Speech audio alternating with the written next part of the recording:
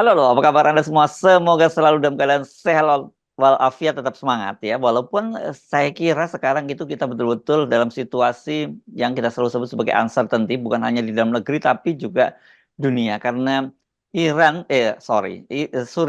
Israel itu ternyata tetap membandel ya. Dia betul-betul melakukan yang dia merupakan ancaman dia dengan menyerang Iran itu walaupun sudah dicegah oleh negara sekutunya termasuk Amerika itu Bung Rocky. Jadi perang dunia ketiga tidak berlebihan kalau disebut itu bisa diambang pintu gitu. Iya, kita coba lihat siklus sejarah selalu bahwa kan selalu ada doktrin damai itu hanyalah jarak di antara dua perang.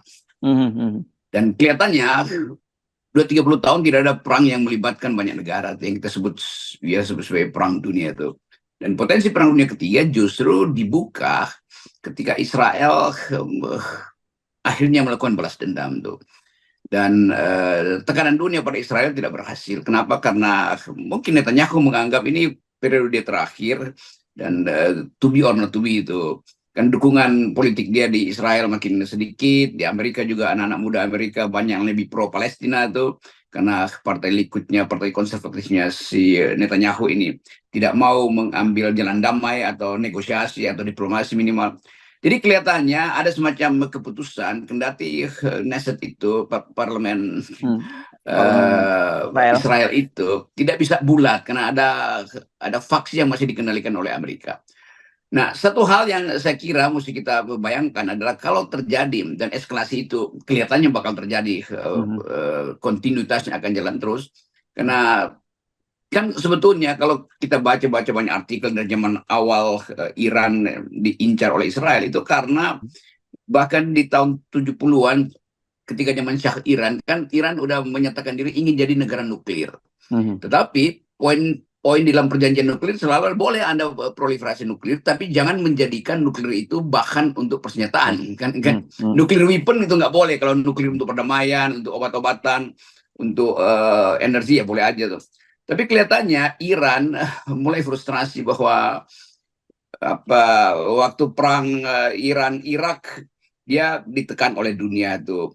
Waktu Israel memakai nuklirnya untuk mencegah misil-misil dari Irak itu nggak ada yang tegur tuh. Jadi Iran tentu menganggap kalau dia terisolasi terus itu berbahaya buat security dalam negerinya kan. Itu dari segi kebijakan Iran tuh, dan kita tahu Iran memang berupaya untuk masuk di dalam Global Nuclear Club, ingin jadi masuk klub nuklir dunia. Walaupun dan mereka punya kemampuan ya.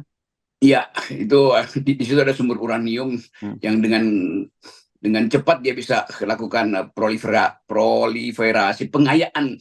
Dalam 2-3 hari uranium yang sumber-sumber nuklir yang diberantakkan Israel misalnya bisa dia perbaiki dalam 2-3 hari. Karena ini kan cuma modeling untuk menjadikan uranium itu sebagai nuklir dan bisa ditransfer menjadi persenjataan tuh. Ya. Tapi Iran juga tahu bahwa Israel pasti mengincar pusat-pusat riset atau pabrik uranium di Iran, tetapi Iran mungkin belajar dari negara-negara lain. Kalau diincar oleh Israel, mending dia sebar pusat-pusat risetnya dia kan. Jadi mungkin pabriknya ada di satu kota, terus sumber uraniumnya di kota yang 200 km, sehingga kalau terjadi kecelakaan di pabrik yang satu, pabrik yang lain bisa hidup.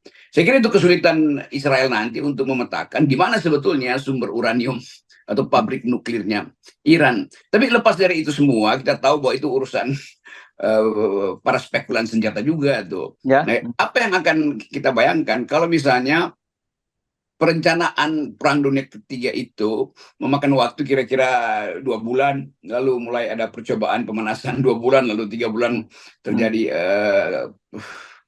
penentuan akhir itu, final solution. Mau diapain si Iran ini bagi Israel dan klubnya dia? Atau sebaliknya, Israel mau diapain oleh klub yang bela Iran itu, Rusia dan Cina misalnya. Nah itu bersesuaian dengan keadaan politik Indonesia yang 6 bulan ke depan itu belum ada ketentuan juga. Jadi betul tadi uncertainties di Indonesia juga paralel dengan uncertainties di dalam politik dunia. Nah itu akan menyulitkan penyusunan kabinet, karena bagaimanapun penyusunan kabinet Prabowo akan memperhatikan keadaan ekonomi dunia, keadaan ketegangan global dunia tuh.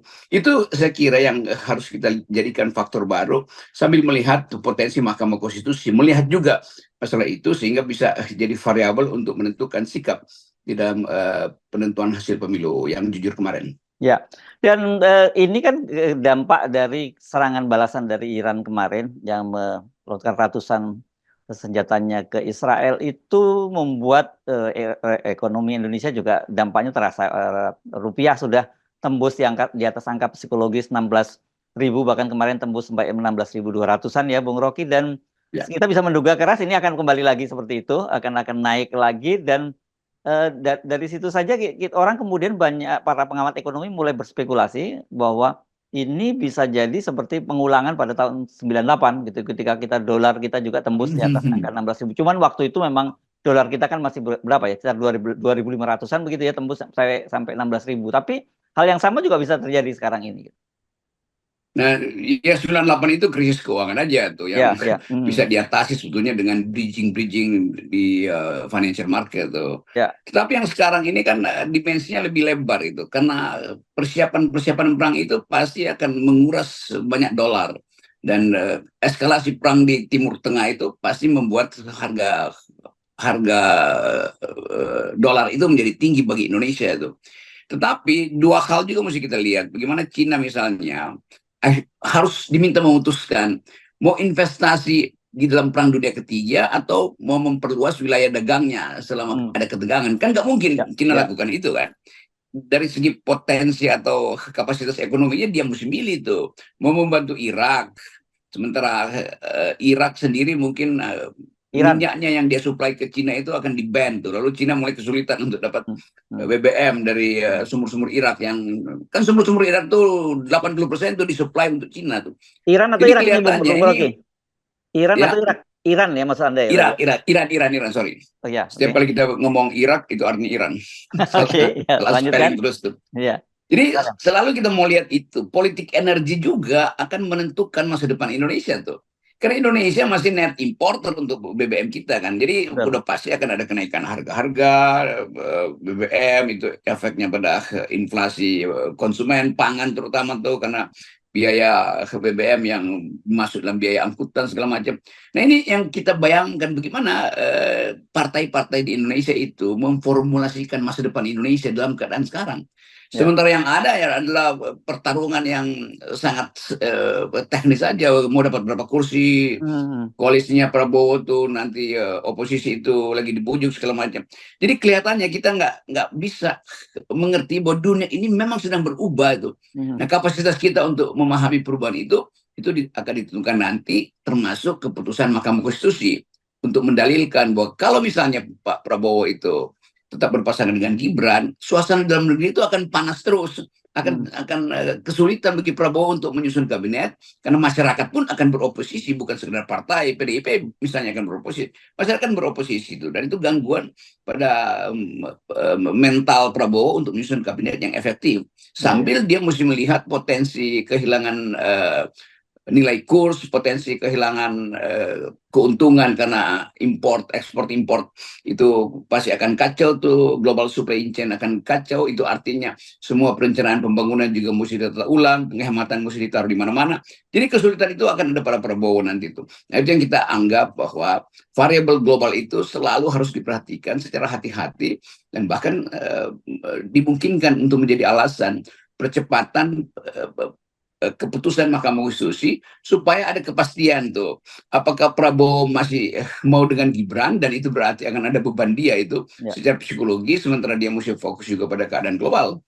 Ya. Nah ini kalau kita bicara soal Israel kan itu pasti kita bicara soal Amerika, dan Amerika sekarang kan juga sedang menghadapi persoalan domestik yang sangat serius, juga ada mulai penentangan uang pajak yang digunakan untuk membantu Israel, dan kemudian yang paling menarik tentu saja karena ini menjelang Pilpres juga di Amerika ya. Jadi opini publik itu pasti akan sangat dihitung oleh para kandidat untuk menentukan kebijakan mereka bagaimana soal Israel. Kalau kemarin kan Biden udah ngomong pokoknya kalau lu nyerang Iran gua nggak ikut-ikutan ya, kan kira-kira gitu. Tapi saya kira kalau terjadi kalau eskalatif, mau nggak mau Amerika pasti akan terjun juga ke situ.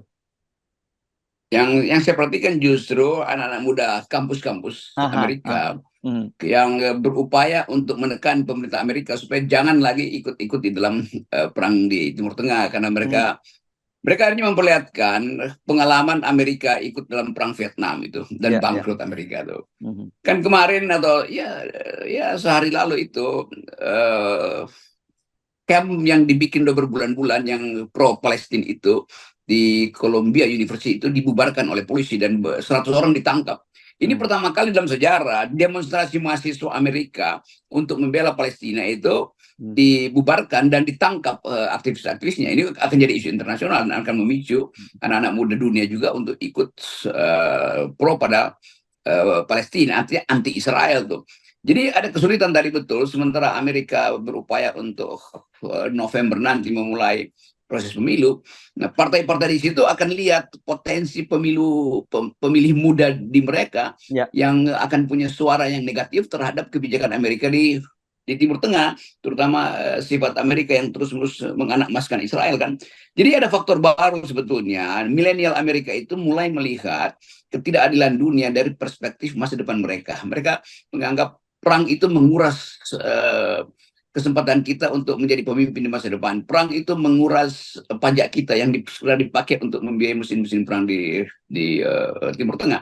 Jadi menarik betul kita bandingkan dengan keadaan di Indonesia. Kalau di Indonesia masih ada soal bawa makan siang gratis, nah itu artinya mesti ditata ulang tuh. Nah, anak-anak muda di kita itu yang mulai juga peduli dengan lingkungan.